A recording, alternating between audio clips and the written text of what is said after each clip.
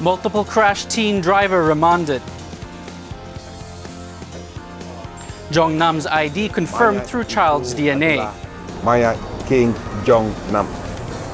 Hi, I'm Daniel Bakri with Kappa News.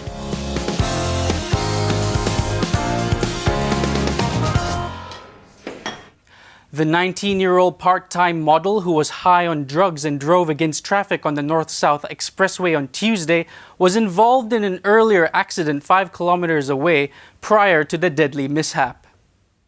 Kita pihak trafik telah menerima laporan 3 laporan polis yang berlaku di kemangan dekat tol Sungai Dua, yang mana berlaku pelanggaran dengan jaitu ni dengan sebuah kereta motor van, sebuah kereta Alza dan sebuah kereta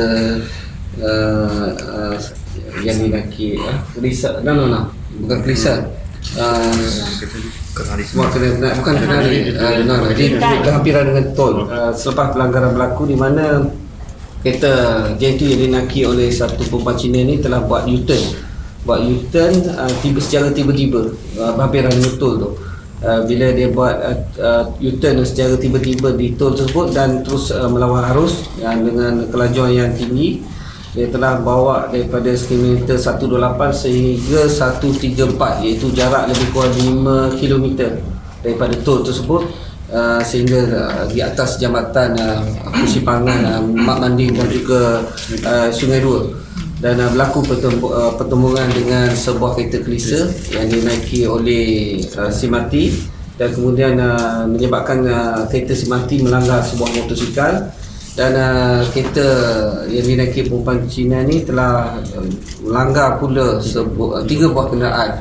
Kita telah ambil sampel darah untuk ujian kandungan alkohol je, sebab kita dapati perempuan ni dalam keadaan khayal, dan juga kita telah buat ujian urin saringan awal oleh pihak narkotik IPD SPT, yang mana kita dapati dia positif amfetamin. He added that the suspect was heading home after a night out with friends in Bukit Mertajam before the multiple crash.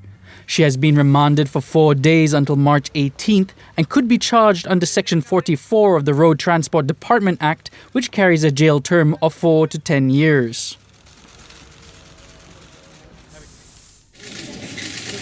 In Petaling Jaya, a part-time Uber driver claimed trial at the magistrate's court to a charge of extorting the son of abducted pastor Raymond Ko. 31-year-old Lam Jongnam was accused of demanding the sum of 30,000 ringgit from Jonathan Ko to secure his father's release. The offence was committed at Paradigm Mall on March 6th. Charged under Section 385 of the Penal Code, Lam faces a maximum jail sentence of 7 years, a fine, whipping, or any 2 of these punishments if convicted. The court refused to grant bail and fixed April 26th for mention. The mysterious abduction of Pastor Ko took place on February 13th. No ransom demand has been made. The police have formed a special task force to find Ko, while his family has offered a 100,000 ringgit reward for information that could lead to his safe return. On to the Kim Jong-nam saga. Besides fingerprints, a DNA sample from one of Jong-nam's children was used to confirm the identity of the assassinated half-brother of North Korean leader Kim Jong-un. Berdasarkan kepada sampel yang telah diperolehi dari anak mendiang, dan sampel itu telah diletakkan mengikut prosedur forensik dan prosedur DNA, dan saya sekali lagi secara resmi ingin mengesahkan bahawa mayat itu adalah mayat King Jongnam. The Deputy Prime Minister also told reporters that the government has not ruled out the possibility of handing over the body to North Korea in exchange for the return of the 9 Malaysians stranded in the country. Pyongyang has never confirmed the identity of the victim and slammed Malaysia's refusal to hand over his body without a DNA sample from next of kin. In a separate development, the Asian Cup qualifier between Malaysia and North Korea, which was postponed due to strained relations, has been rescheduled to June 8th. FAM had asked for the game to be played on neutral grounds instead of Pyongyang. based on the principle of match sequence and to be played on the FIFA window. The match between DPR Korea and Malaysia will be played on the 8th of June. So what we also wrote to DPR Korea is that they need to now provide a neutral venue. Okay, and that's where the 14th of April, we have given them until 14th of April to come back to us for the neutral venue in the event the diplomatic situation is not solved. The two nations were due to open the final phase of qualifying for the 2019 Asian Cup Finals in UAE with a Group B encounter at Kim Il-sung Stadium on March 28th. Fake news alert! Malaysia's very own Raja Bomo Sedunia has not appeared on North Korean news, contrary to a video that has gone viral.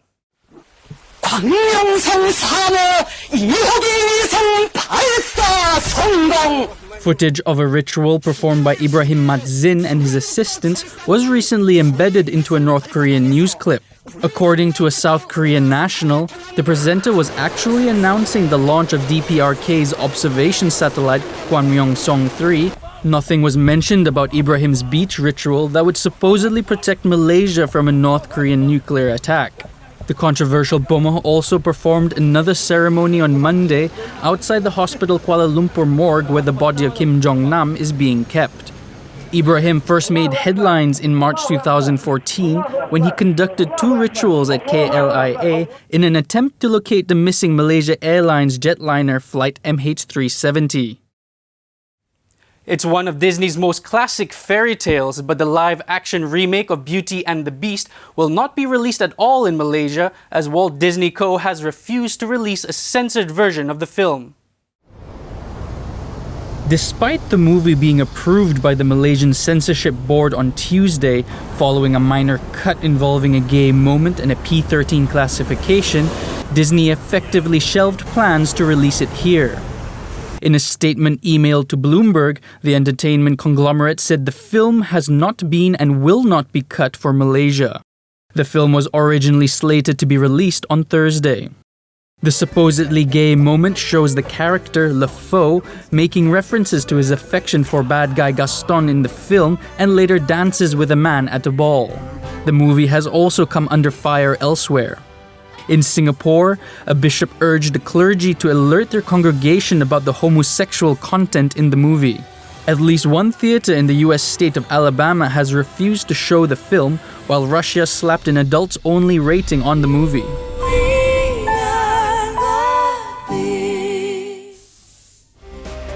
In other news, a passenger warning was issued by the Australian Transport Safety Bureau after a woman's headphone exploded on a flight from Beijing to Melbourne. According to the ATSB, the unnamed woman was sleeping with the device on when she awoke to an explosion. The ATSB, which did not identify the airline or brand of headphones involved in the incident, said the lithium-ion batteries in the device likely caught fire.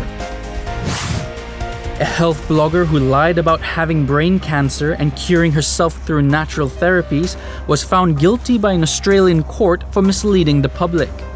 25-year-old Belle Gibson launched a popular cookbook and smartphone app in 2013 on the back of claims she had overcome the disease through alternative remedies such as Ayurvedic medicine and a diet free of gluten and refined sugar.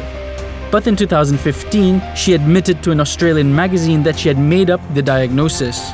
Gibson faces up to 220,000 Aussie dollars in fines and her company up to $1.1 million.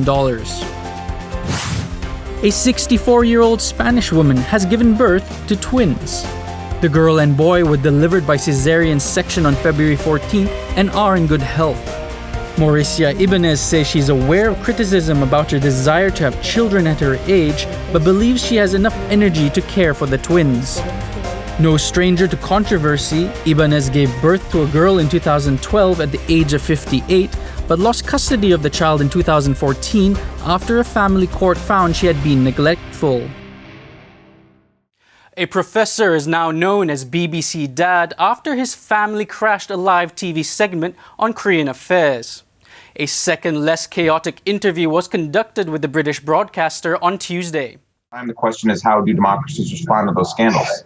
The video, described as a perfect piece of physical comedy, has spread like wildfire and was watched more than 160 million times on the BBC's YouTube page as of Wednesday.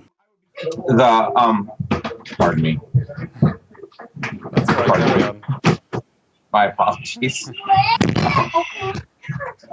You noticed in the video I tried to sort of move my daughter behind the chair. It's because we keep books and toys for the children in this room. This is my home office. And I was hoping that maybe my daughter might sit down and read a book or something, even for 30 seconds until we could just cut the interview. Right? But once my son came in the little roller, then it was then there was nothing I could do. I was just hoping you guys might cut it on your end, and I was just sort of maintaining a straight face, hoping to get through it.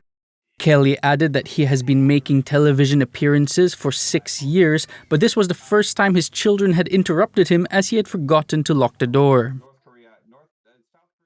The family blooper video has spawned a legion of memes, some of which we've collected for your enjoyment. Which wraps up Cup of News. Good night.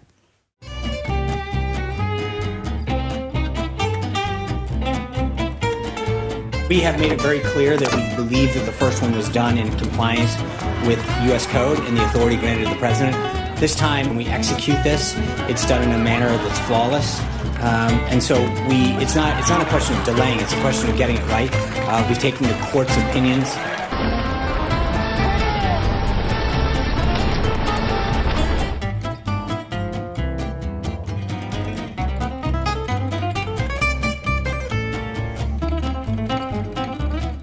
How democracies respond to those scandals. And what will it mean for the wider region? I think one of your children has just walked in. I mean, shifting sands in the region. Do you think relations with the North may change? I would be surprised if they do. Pardon me. My apologies. What's this going to mean for the region? My apologies. North Korea, South Korea's policy.